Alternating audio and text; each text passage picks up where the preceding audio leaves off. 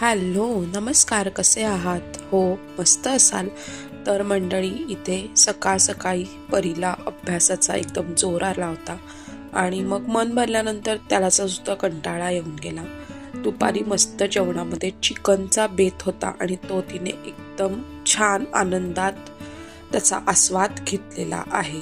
संध्याकाळी काय झालं माहीत नाही, तिला अचानक मम्मासाठी केअर वाटली म्हणून तिने मम्मासाठी बेसन लाडू बनवले क्रेयॉन्सचे आणि इथे ती आता मम्माला मदत करत आहे. मग भूक लागली, मग मम्माने तिला दिले स्माइलीज आणि इथे बेत आहे तो मटार पराठ्याचा.